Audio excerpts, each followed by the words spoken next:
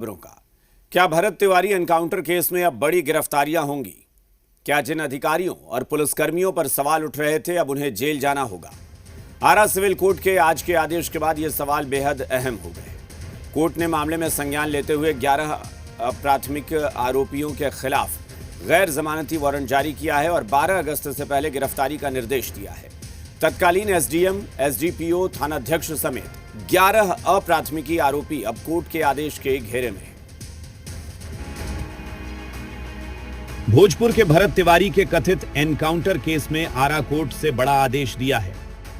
आरा के CJM court ने 11 आरोपियों के खिलाफ गैर जमानती वारंट जारी किया है, जिसमें तत्कालीन एसडीएम संजीत कुमार, तत्कालीन एसडीपीओ राजेश शर्मा, तत्कालीन थानाध्यक्ष राजेश मालाकार, दारोगा अंकित आर्यन, हरिचंद्र कुमार, एसटीएफ जवान अक्षय कुमार, विकास कुमार और एएसआई रमाशंकर यादव।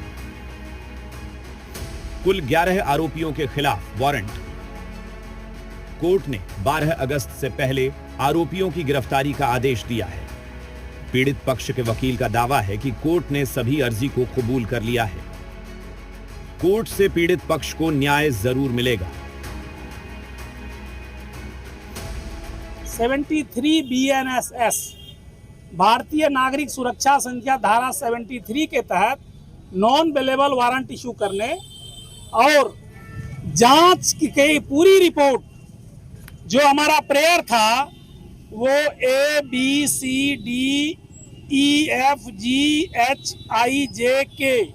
इतना प्रेयर था हमारा, सारे प्रेयर अलाउ हो गया है। ऑनरेबल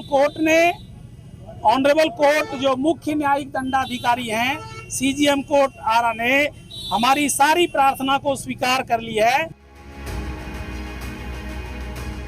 भरत तिवारी के कथित एनकाउंटर की ये तस्वीरें कोई नहीं भूला है। 17 जून 2026 को भोजपुर के शाहपुर थाना क्षेत्र के बिलौटी गांव में पुलिस और भरत भूषण तिवारी के बीच मुठभेड़ हुई थी।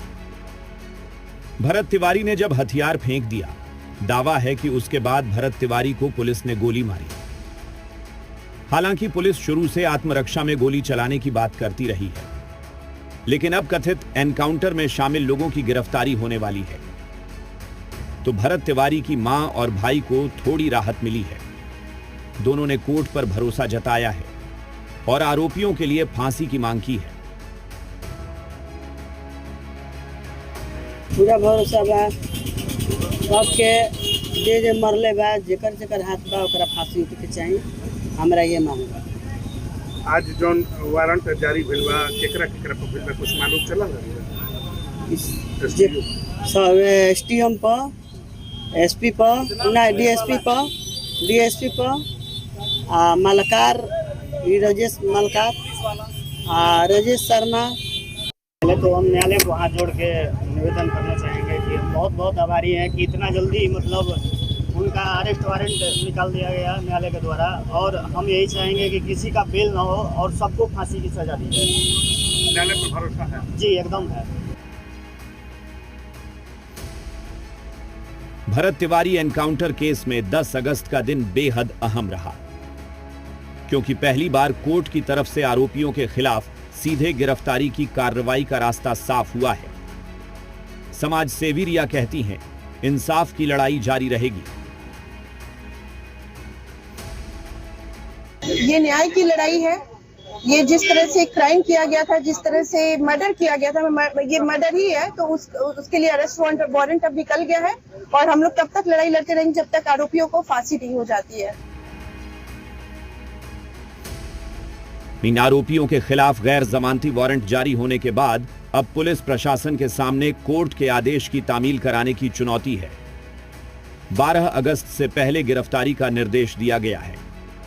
अब निगाहें इस बात पर होंगी कि वारंट की तामील कैसे होती है और इस मामले की आगे की न्यायिक प्रक्रिया किस दिशा में जाती है।